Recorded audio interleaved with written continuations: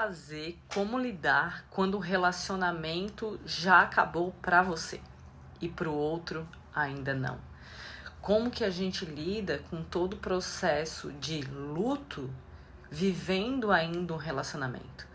Como trabalhar esse momento, como viver esse momento? Primeiro vamos entender por que isso pode acontecer, por que você pode chegar nesse lugar de estar vivendo um luto no relacionamento, né? Ainda estando num relacionamento. Pode acontecer porque as tuas expectativas foram frustradas, as coisas não aconteceram da forma como você esperava.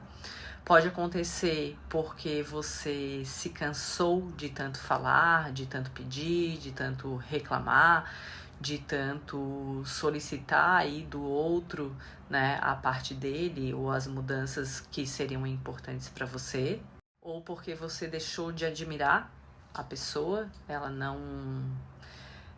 não te representa mais, né, nenhum significado além de, né, de um carinho, de um afeto, mas não existe mais uma admiração, não existe mais um tesão, né, ao ver essa pessoa, né, sendo ali, ela não te representa mais nada.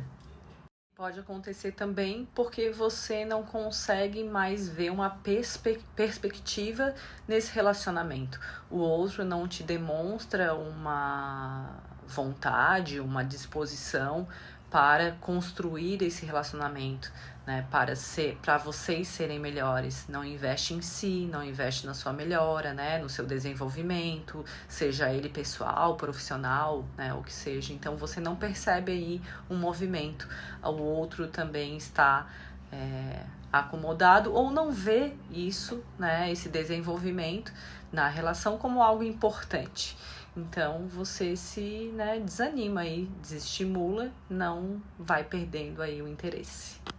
E o que a gente tem que perceber é o porquê que chegamos nesse lugar, ou o porquê que muitas vezes as relações na sua vida chegam nesse lugar.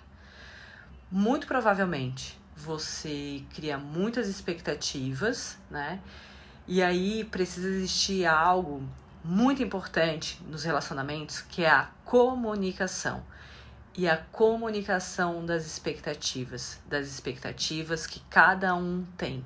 Não é muito raro ver pessoas entrando nos relacionamentos onde uma pessoa está com uma expectativa muito alta, então ela está ali intensa, né, nessa relação, enquanto a outra está num nível abaixo.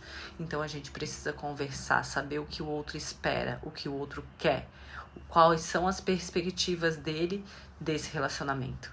Conversar sobre esses pontos é fundamental, principalmente no começo de um relacionamento.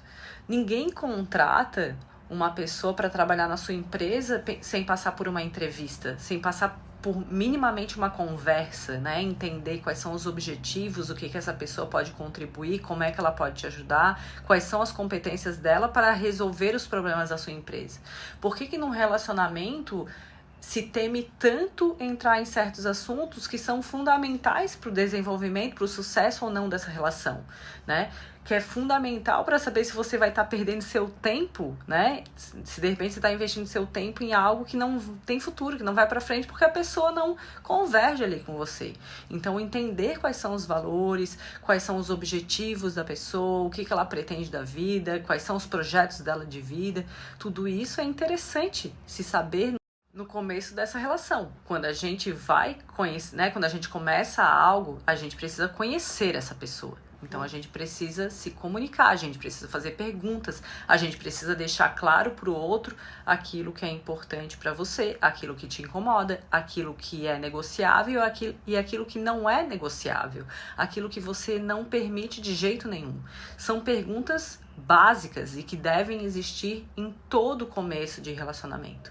É importante que se conheça, é importante que você saiba onde você tá pisando, com quem que você vai conviver, com quem que você vai dividir aí e construir a sua vida. Isso entendendo isso, tendo essa comunicação, fazendo, né, todo esse processo de conhecimento, vai evitar com que você chegue, né, nesse ponto, por exemplo, de viver um luto no relacionamento.